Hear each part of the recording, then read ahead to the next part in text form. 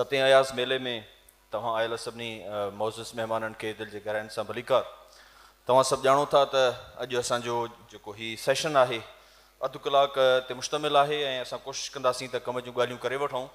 मूंसां मुंहिंजा सुपरी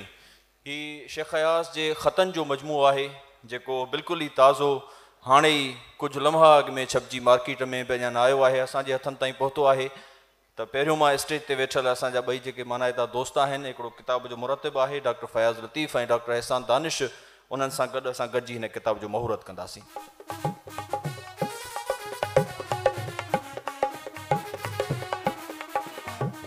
ततीअ में घड़ो का भरे थी पई, थरी सूंहं चमका करे थी पई, इहो कांध कहिड़ो इन्हीअ खे ॾिसो, सुहागण त ॿह ॿह ॿरे थी पई, ऐं उठे जी हवा में खयां मोर पर, डुकी ड्रेल हर हर ठरे थी पई, सखीअ खे ॾिजे साह घोरे अयाज़, मगर छा कजे जो परे थी पई। असां पंहिंजो ही अॼोको जेको सेशन आहे उन जी शुरूआति कयूं था। सभ खां अवल मां पुछणु चाहींदुसि असांजे हिन किताब जे मुरतिब, छो त शेख अयाज़ जी जेका सुञाणप जो बुनियादी हवालो रहियो आहे उहो हिकिड़े शाइर वारो रहियो आहे, पर हुनजो जेको नसर आहे उहो बि ॾाढो निहायत ई ख़ूबसूरत आहे। ख़ासि तौर ते हुन जेके इब्राहिम जोए साहब ॾे ख़त लिखा ककोरा कापड़ी में, त उहे हिकिड़ा अहिड़ा ख़ूबसूरत ख़त आहिनि, अदबी ख़त आहिनि जिन खे पढ़ण जो पंहिंजो मज़ो आहे। त हीउ जेको ख़तनि जो पहिरियों मजमू आहे, सभ खां अवल मां डॉक्टर फयाज़ लतीफ़ साहब ऐं डॉक्टर एहसान दानिश जो चाहींदुसि त मुख़्तसिर तारुफ़ करायां। डॉक्टर फयाज़ लतीफ़ जेको तव्हां सभु ॼाणो था त शेख अयाज़ जी शाइरीअ में जमालियात जे मौज़ूअ ते PhD करे चुको आहे। हुनजा केतिरा ई शेख अयाज़ जे हवाले सां किताब अची चुका आहिनि, तरतीब ऐं पंहिंजा असलूका किताब। उन खां अलावा सिंध यूनिवर्सिटी में सिंधी शोबे में असिस्टेंट प्रोफेसर आहे ऐं डॉक्टर नबी बख्श ख़ान चेयर जो चेयरमैन बि आहे। उन खां अलावा डॉक्टर एहसान दानिश जंहिं शाह लतीफ़ जे शाइरीअ जो समाजी कार्य जे मौज़ूअ ते PhD कई आहे ऐं असिस्टेंट प्रोफेसर आहे सिंधी जो गवर्नमेंट डिग्री कॉलेज लाड़काने में। ही ॿई दोस्त तहक़ीक़ जे हवाले सां ऐं ख़ासि तौर ते वरी शाइरी जे हवाले सां बि उन्हनि जो हिकिड़ो पंहिंजो नालो ऐं हवालो आहे। त मां डॉक्टर फयाज़ लतीफ़ साहब खां पुछणु चाहींदुसि त अयाज़ ते तव्हां मुख़्तलिफ़ हवालनि सां कमु कंदा रहो था, हिन में तव्हां हिकिड़ो जामे मुहाग बि लिखियो आहे, मुक़दमो बि लिखियो आहे हिन किताब जो, त ही ख़तनि सहेड़ण जो तव्हांखे ख़्यालु कीअं आयो? महिरबानी रिज़वान, थोरो वेझो कयो माइक। हाणे अयाज़ जी तख़लीक़ ऐं तहरीर जा खोड़ हवाला आहिनि। हुनजी हिकिड़ी हावी सुञाणप त नज़म जे हवाले सां आहे, शाइर जी हैसियत में आहे, पर सचपच त हू एॾो ई बाकमाल नसर निगार बि आहे। ऐं ही किताब मुरतिब करण जो ऐं उन जो ख़्यालु जेको अव्हां चओ पिया उहो मूंखे कीअं आयो, त ज़ाहिर आहे अयाज़ हिकिड़ी अहिड़ी फिगर आहे, अहिड़ी हस्ती आहे, अहिड़ी शख़्सियत आहे जंहिंजे सभिनी ऐं घण रुखी पहलुअनि ते कम जी ज़रूरत आहे। छाकाणि त आउं अयाज़ ते कमु पियो कयां ऐं अयाज़ मुंहिंजो मौज़ू रहियो आहे, त मूं कोशिशि कई आहे। मूं वांगुरु ॿियनि दोस्तनि बि, काफ़ी दोस्तनि उन डॉक्टर इसाक बि उन सिलसिले खे हलायो आहे। ख़ासि तौर ते नज़्म वारे पहलूअ खे डॉक्टर इसाक जेको आहे उहो मुरतिब कयो आहे। मूं दोहनि ते अयाज़ ते आंदो हुयो, पर मूं मुनासिब सम्झो त अयाज़ जेको हिकिड़ो वॾो मौज़ू आहे, हिकिड़ो दौर आहे पंहिंजे तौर ते, उनखे नज़्म में फलोट्रे, नज़्म में जाचे ऐं उनजी सॼी सभु पासनि ऐं पहलुअनि खे सम्झणु थोरो ॾुखियो आहे। उन निस्बत सां अयाज़ जो जेको नसर आहे उहो इलाही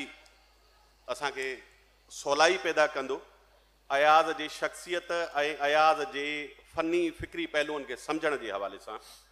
त मूं उन सिलसिले में ही ख़त जेके आहिनि उहो पहिरियों क़दम खयो आहे त ख़त हुनजा सहेड़जनि। उहो छो सहेड़ियो आहे उनजो आउं पस मंज़र बि ॿुधायां पियो, पर ख़तनि खे आउं तरजीह छो ॾिनी आहे, छाकाणि त दुनिया जा जेके बि अदीब, आर्टिस्ट, फिलासफ़र रहिया आहिनि,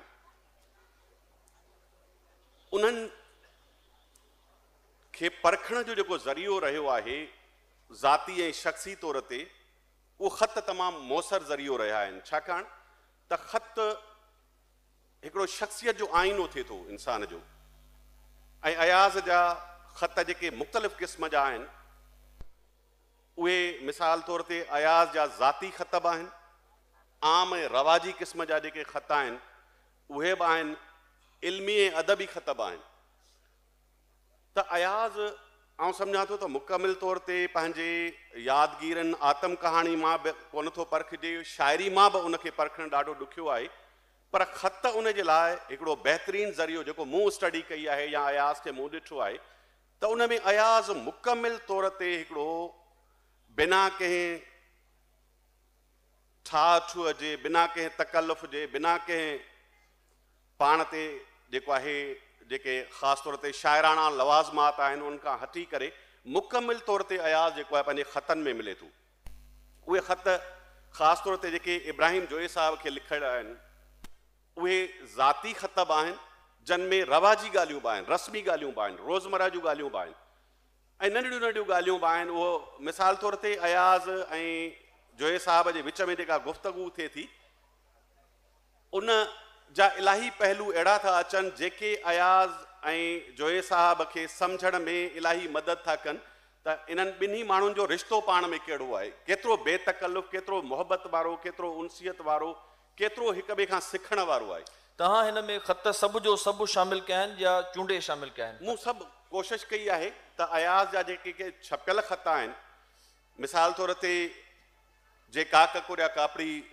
मशहूरु मजमूओ आहे अयाज़ जे ख़तनि जो ऐं ख़ासि तौर ते अदबी ख़त जे ज़मरे में जेको अचे थो उहो लाजवाब नसर ते मुश्तमिल आहे, उहो बि हिन में शामिल आहे। अयाज़ जा जेके जोए साहिब खे मुख़्तलिफ़ दौरनि में, मुख़्तलिफ़ कैफ़ियतुनि में, मुख़्तलिफ़ वक़्तनि में ज़ाती नोवियत सां गॾोगॾु अदबी ख़त बि लिखियल आहिनि, उहे बि शामिल आहिनि। ऐं उन सां गॾोगॾु ॿियनि जेके शाइर अदीब ऐं अयाज़ जे हल्काए अहबाब में शामिल माण्हू आहिनि, शामिल फ़र्द आहिनि जेके कुझु ख़त छपियल आहिनि ऐं कुझु ख़त अहिड़ा बि हिन में शामिल आहिनि जेके अणछपियल बि आहिनि, उहे बि मूं शामिल कया आहिनि। ऐं उन सां गॾोगॾु हिकिड़ो कंहिं दौर में अयाज़ जे हवाले सां सादती मेंदरी जे नाले सां अयाज़ जेको हिकिड़ी गुमनाम किरदार खे ख़त लिखिया हुया उहे बि हिन में शामिल आहिनि। ऐं उन ते बि मूं पंहिंजे मुक़दमे में जेको आहे कोशिशि कई आहे त उन जा पेरा खणी असुल जेका हक़ीक़त आहे उहा बि पधरी करण जी कई आहे। अणछपियल जेके ख़त तव्हां शामिल कया आहिनि उन्हनि जो तइदादु केतिरो आहे तक़रीबन हिन किताब में? उहे आउं सम्झां थो 40-50 ख़त अहिड़ा आहिनि जेके अॻ में कॾहिं मंज़र आयाम ते न आया आहिनि, जिन में ख़ासि तौर ते नारायण श्याम खे हिकिड़ो ख़त लिखियल आहे, उहो बि किथे छपियल कोन्हे को। ईअं अनवर फिगार हकड़े साहिब खे जेको आहे 2 ख़त लिखियल आहिनि। अयाज़ गुल ऐं अदल सूमरे जे नाले कुझु ख़त आहिनि, उहे बि अॻ में छपियल न आहिनि। ईअं ॿिया खोड़ नाला आहिनि जन जा बि ख़त जेके अयाज़ लिखिया आहिनि उहे किथे अॻ में मंज़र आम ते न आया आहिनि, पहिरियों भेरो हिन में आया आहिनि। त मुंहिंजे चवण जो मक़सदु इहो आहे त अयाज़ हिन में मुकमिल तौर ते असांखे मिले थो ऐं हिकिड़ी शख़्सियत जेका आहे उहा साम्हूं निकिरी थी अचे। उहा हुनजी ज़ाती शख़्सियत बि, उहा हुनजी इल्मी शख़्सियत बि, उहा हुनजी अदबी शख़्सियत बि ऐं हुनजे अदब जा जोहर जेके आहिनि, तख़लीक़ जा जेके जोहर आहिनि, ख़ासि तौर ते नसर में जेका शाइराणो हुन अंदाज़ अख़्तियार कयो आहे उहो बि हिन में नज़र थो अचे। त हीउ हिकिड़ो अहिड़ो अयाज़ जो गुलदस्तो आहे जंहिंमें हुन जूं मुख़्तलिफ़ कैफ़ियतूं, मुख़्तलिफ़ एहसास, मुख़्तलिफ़ जज़्बा मुकमिल तौर ते असांखे हिन मजमूए में नज़र अचनि था। वॾी महिरबानी डॉक्टर फयाज़ साहिब, तव्हां ॾे वरी वापसि ईंदासीं। डॉक्टर एहसान दानिश खां मां पुछणु चाहींदुसि। डॉक्टर एहसान दानिश, छो त तव्हांजो बि हिकिड़ो ख़तनि जो मजमूओ अॻ में छपिजी चुको आहे ऐं उनजो वरी इतफ़ाक़ सां डॉक्टर एहसान दानिश ई जेको आहे महाग बि लिखियो हुयो ख़तनि जे हवाले सां। हिकिड़ो ख़ासि तौर ते हीउ जेको तव्हां हिकिड़ो भरपूर हिन में मुक़दमो लिखियो आहे, मां ज़रूरु चाहींदुसि त डॉक्टर एहसान दानिश खां उन जे हवाले सां बि राय वठां त हिन में जेको कोई 90 पेजिस जे क़रीब तव्हां मुक़दमो लिखियो आहे ख़तनि जे हवाले सां, उन ते बि ऐं मजमूई तौर ते हिन किताब जे हवाले सां पंहिंजी राय जो इज़हार करे। डॉक्टर एहसान दानिश। महिरबानी। सभ खां अॻु में त मां हीअ जो किताबु आयो आहे मूंसां मुंहिंजा सुप्रीम, हिन अयाज़ मेले 7 अयाज़ मेले जे मौक़े ते उन लाइ मां मुबारकबाद ॾींदुसि डॉक्टर फयाज़ लतीफ़ खे। उन तमामु घणी महिनत सां हीउ सहेड़ियो आहे। हिन मजमूए में हुन शेख अयाज़ साहिब जा 204 ख़त जेके आहिनि उहे सहेड़िया आहिनि ऐं जंहिंमां 104 ख़त इब्राहिम जोए साहब ॾे आहिनि ऐं बाक़ी ख़त ॿियनि अदीबनि ॾे शाइरनि ॾे या ज़ाती जेके तालुक़ वारा उन जा दोस्त आहिनि उन्हनि ॾे ख़त मौजूदु आहिनि। ख़तनि जे हवाले सां त डॉक्टर फयाज़ बि ॾाढी सुठी रोशनी विझी वियो आहे, पर मां ख़ासि तौर ते हिन खां अॻु में बि हिकिड़ो सेशन थियो, उन में असांजे दोस्तनि तमामु सुठो ॻाल्हायो मुक़दमा निगारी जे हवाले सां या मुहाग निगारी जे हवाले सां। मां सम्झां थो त जीअं अॻु में बि ॻाल्हि थी थिए त कुझु किताब अहिड़ा हूंदा आहिनि जेके पंहिंजे तख़लीक़ी जोहर जे अंदरि एॾा अहम हूंदा आहिनि जो उन्हनि ते कंहिं बि मुहाग या कंहिं बि मुक़दमे जी ज़रूरत न हूंदी आहे, पर कुझु किताब अहिड़ा बि हूंदा आहिनि जेके पंहिंजे मुक़दमे ऐं पंहिंजे मुहाग जे करे वधीक अहमियत जा हामिल हूंदा आहिनि। मुंहिंजो चवण जो मतिलबु इहो हरगिज़ न आहे त हिन में अयाज़ जा ख़त के अहिड़ा न आहिनि जो फयाज़ जे मुक़दमे उन्हनि खे अहिड़ो बणायो आहे, मुंहिंजो इहो हरगिज़ मक़सदु न आहे, पर मुंहिंजो मक़सदु इहो ज़रूरु आहे त डॉक्टर फयाज़ हिन में जेको मुक़दमो लिखियो आहे उहो हिन किताब जी अहमियत खे बहितर वधाए छॾे थो पियो, छो त हिन मुक़दमे में हिकिड़ो ख़ालिस इल्मी अदबी ऐं तहक़ीक़ी ऐं तज्ज़ियाती नोयत जो हिकिड़ो मुक़दमो आहे जंहिंमें फयाज़ नरगो शेख अयाज़ साहब जे ख़तनि जो अभ्यास पेश कयो आहे, उन जा मुख़्तलिफ़ दौर उनखे बाइफर्गेट कयो आहे ऐं उनखे 3 हिसनि में मौज़ूआती लिहाज़ खां विरायो आहे त अयाज़ साहब जा जेके ज़ाती नोयत जा ख़त आहिनि, अयाज़ साहब जा जेके इश्किया ख़त आहिनि ऐं उनखां अलावा अयाज़ साहब जा जेके इल्मी ऐं अदबी ख़त आहिनि उहो बाइफर्गेट कयो अथसि। पर उनखां अॻु में हिन किताब में फयाज़ लतीफ़ ख़त जी पूरी तारीख़ लिखी आहे। ख़त छा आहे, ख़त किथां शुरू थियो, ख़त जी माना छा आहे, उनजी अहमियत कहिड़ी आहे, उनजी अदब में कहिड़ी बुक़त आहे ऐं उनजी ओसर कीअं थी आहे, मुख़्तलिफ़ ॿोलियुनि में ख़त निगारी जेका थी आहे उहा कीअं थी आहे। त इहो सॼो पस मंज़र पढ़ंदे जॾहिं असां अयाज़ जे ख़तनि ताईं अचूं था जेको फयाज़ हिन मुक़दमे में कमु कयो आहे त उहो वधीक जामे अंदाज़ सां असांजे मथां ॻाल्हि ज़ाहिर थिए थी त दुनिया जे अंदरि ख़त निगारी जी कहिड़ी अहमियत आहे ऐं पोइ अयाज़ जी ख़त निगारी किथे बीठी आहे। त इन हवाले सां तमामु हिकिड़ो जामे क़िस्म जो 90 पेजिस जे लॻभॻि ही मुक़दमो आहे जेको फयाज़ तमामु महिनत सां लिखियो आहे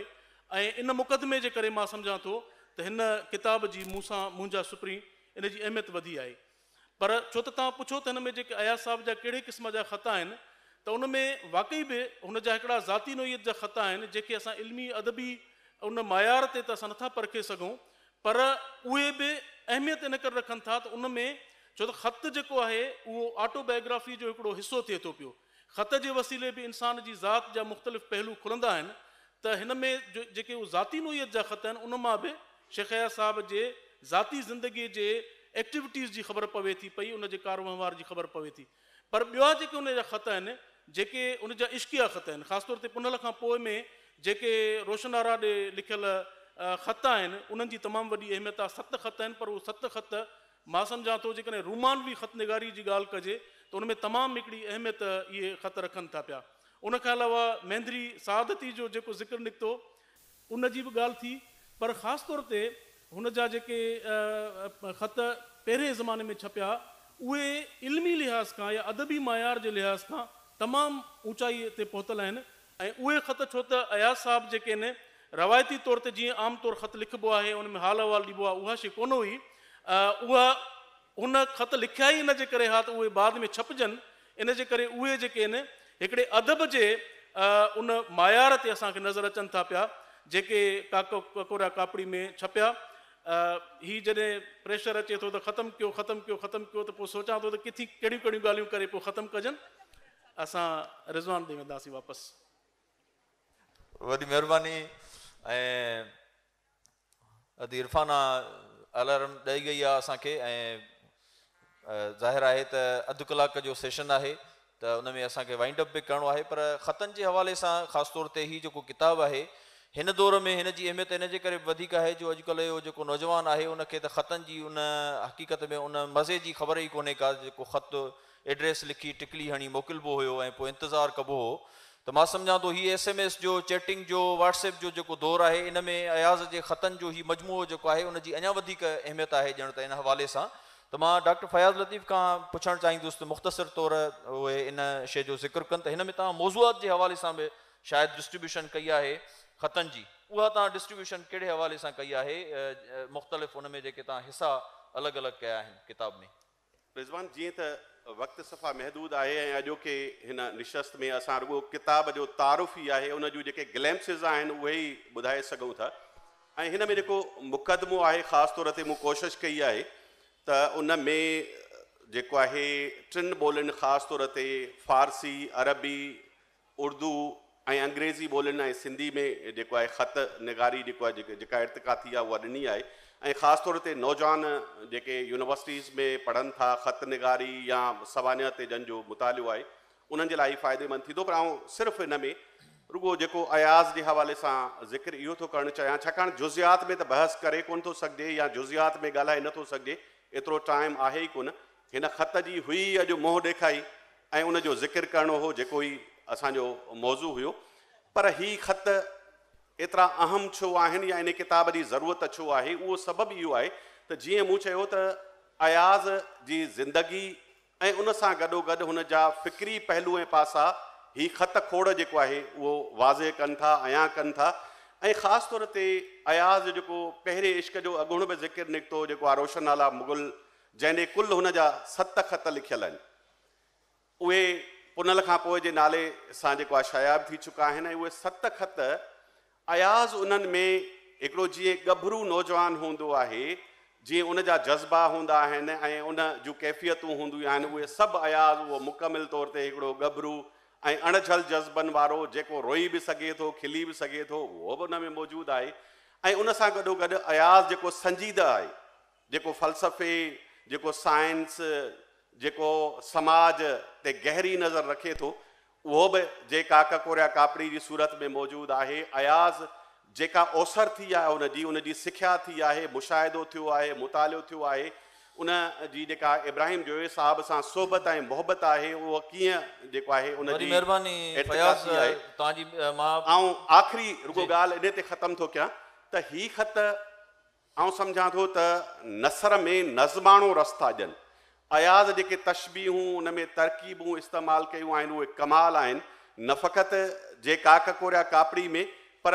जेको ख़ासि तौर ते पुनल खां पोइ रोशन मुग़ल ॾांहुं ख़त आहिनि उहे बि कमाल जा ख़त आहिनि। ऐं असांजो जेको यंगेस्टर आहे उनखे हिन किताब जो ज़रूरु मुतालियो करणु घुरिजे ऐं हर रंग हिन किताब। मां डॉक्टर एहसान खां आख़िर में हिकिड़ो सवाल मुख़्तसर करणु चाहींदुसि ज़रूरु त इब्राहिम जोए साहब ॾे उन जेके ख़त लिखिया आहिनि ख़ासि तौर ते अदबी ख़त,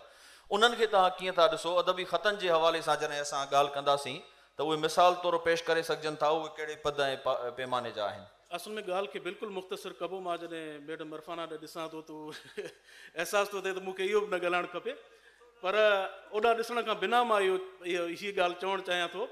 त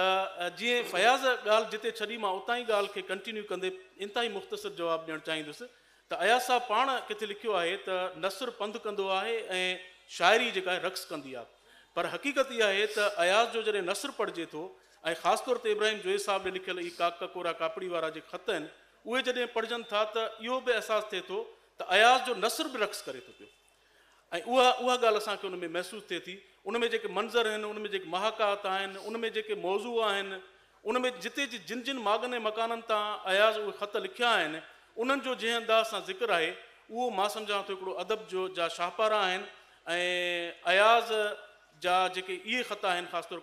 काकोरा कापड़ी, उन जे मायार जा ॿिया ख़त असांखे सिंधी अदब में नथा नज़र अचनि। यकीनी तौर ते अयाज़ हर पहलू में जीअं यकता आहे, निमाया आहे, तीअं ख़त निगारीअ में बि असां उनखे इंतिहाई अहमियत वारी निगाह सां ॾिसूं था। ऐं ख़ासि तौर ते हिन किताब जे अचण खां पोइ हुन जी ख़त निगारीअ ते नई स्टडी शुरू थींदी, नई तहक़ीक़ शुरू थींदी, जंहिं लाइ मां हिकु दफ़ो ॿीहर पंहिंजे दोस्त फयाज़ खे जस ॾींदुसि। ऐं हीअ किताब जेको आहे, वॾी महिरबानी डॉक्टर एहसान दानिश। हा आऊं गुनहगार गुनहगार गुनहगार, मूं प्यार कयो प्यार कयो प्यार कयो प्यार, हुनखे त छॾी ॾींस पीअण लाइ जीअण लाइ, ही शाइर आफ़ाक अयाज़ आहे अड़ियार। सवाल असां वठंदासीं, कोई जेकॾहिं सवाल करणु चाहे त। सर अस्सलाम वालेकुम। जीअं त मां स्टूडेंट आहियां, सिंधी शोबे जे 3 साल जी शागिर्दियाणी आहियां, त जीअं त असां अयाज़ जा जेके काक कोरिया कापड़ी जेको आहे त पंहिंजे सिलेबस में ख़त पढ़िया हुआसीं, त मां उहे ख़त जॾहिं असां पढ़ियासीं त उहे वाक़ई में मतिलबु उन्हनि में ऐं आम ख़तनि में इलाही फ़र्क़ु हुयो। पर मां इहो चाहींदमि त तव्हां हिते थोरो मूंखे वाज़िया करे ॿुधाइजो त अञा ताईं मां इन ॻाल्हि में मुंझियल आहियां त अयाज़ जा जेके ख़त आहिनि या जेके आम माण्हू जा ख़त हूंदा आहिनि उन्हनि में कहिड़ो फ़र्क़ु आहे, एतिरो असरु कीअं आहे अयाज़ जे इन ख़तनि में, ऐं ॿियो इहो सुवालु आहे त शेख अयाज़ अक्सर पंहिंजे किताबनि जा जेके नाला हूंदा आहिनि उहे लतीफ़ जेके शेरनि मां खणंदो आहे, जीअं भोरा भरे आकाश थी वियो या काका कोरिया कापड़ी, त उन्हनि जो सबबु कहिड़ो आहे त हू छो उन जी शाइरी मां उन जा जेके मतिलबु नाला हूंदा हुआ उहे खणंदो हुयो, या उन जी वजह या उन जो सबबु जेको आहे उहो तव्हां ॿुधाईंदा त तव्हांजी ठीक है महिरबानी। बाबा। डॉक्टर फयाज खां सवाल काइनात जी बस सवाल आहिनि ऐं जॾहिं इरफाना ॾिसां थो त जेको आहे टाइम जो अहसासु थिए थो। ख़ासि तौर ते अयाज़ जेको तव्हां किताबनि जो ज़िक्र कयो त अक्सर किताब जेके आहिनि अयाज़ जा उहे शाह जे कंहिं बेत जी सिट मां खयल आहिनि, त उनजे लाइ अयाज़ किथे लिखियो आहे त मूंखे ईअं लॻंदो आहे त लतीफ़ इहे किताबनि ते जेके नाला आहिनि उहे ॼण मूंखे ईअं महसूसु थींदा आहिनि ॼण लतीफ़ जो मुंहिंजे मथां हथु हुजे, त उहो लतीफ़ साईं खां तमामु घणो इंस्पायर आहे, फ़िक्री हवाले सां, फ़नी हवाले सां, इल्मी ऐं अदबी हवाले सां। उनजे करे उन पंहिंजे किताबनि ते बि उन जा नाला रखिया आहिनि। जेतिरे क़दुरु अयाज़ जे लाइ ॿियो सुवालु अवांजो हुयो त उन जा ख़त ॿियनि खां मुख़्तलिफ़ कीअं आहिनि, त जीअं मूं ज़िक्र कयो त अयाज़ जा 3 क़िस्मनि जा ख़त आहिनि। हिकिड़ा त आम ऐं रोज़ानी जेका ज़िंदगी आहे उन जा जेके मरहल आहिनि उन जे सिलसिले में हुन जा ख़त लिखियल आहिनि, जेके आम ऐं रिवायती ख़तनि जे ज़मरे में अचनि था। ॿिया हुन जा मुआशिक़े जे हवाले सां रुमानवी ख़त जेके आहिनि उहे मोहबत प्यार ऐं इश्क जे हवाले सां उन जा जेके ख़त आहिनि जिन में तारीख़ तहज़ीब तमदुन जो ज़िक्र बि अचे थो, पर रोमांस उन्हनि ते हावी आहे। टियों आहे उन जो अदबी ख़त जे ज़मरे में ख़ासि तौर ते जेके काक कोरिया कापड़ी उन ते एतिराज़ बि काफ़ी थिया आहिनि त उहे अयाज़ जेको आहे ठाह सां या कॉन्शियसली लिखिया आहिनि, पर उन कॉन्शियस में बि हुन जो सब कॉन्शियस ऐं अनकॉन्शियस या तख़लीक़ी अर्ज़ एतिरी मौजूदु आहे जो उहे घणनि हदनि ताईं उहे ख़त न फ़क़ति दिमाग़ खे छुअनि था पर दिलि खे बि छुअनि था। उनजे करे उन में हिकिड़ो फ़िलो आहे, हिकिड़ी उछल आहे। भली उहो ज़रूरु इहो आहे त उहे ख़त छपजण जे लाइ लिखिया विया। जोए साहब जॾहिं उनखे फरमाइश कई त उनखे ख़बर हुई त इहो ख़त छपबो, हू कॉन्शियस आहे बनिस्बत जेके ख़त उन जेको आहे रोशन मुग़ल खे लिखिया आहिनि उहा उनखे ख़बर न हुई त इहे ख़त छपबा। उन में अयाज़ जेको आहे हिकिड़ो मासूम ॿार वांगुरु बि आहे, हिकिड़े मासूम आशिक़ वांगुरु बि आहे, जंहिंखे ॻोढ़ा बि आहिनि, जंहिंखे पछताव बि आहे, जंहिंखे रोअण बि आहे, जंहिंखे सिसकियूं बि आहिनि। पर हुन ख़तनि में जेको अयाज़ जो मुतालियो आहे ख़ासि तौर ते जेका ककोरिया कापड़ी में मुशाहिदो आहे ऐं ख़ासि तौर ते शाइराणी जेका फ़नी हुन जी उछल आहे उहा इंतिहाई महिरबानी तव्हांजी फयाज़। हू त मूंखे चिता ते वठी थे विया,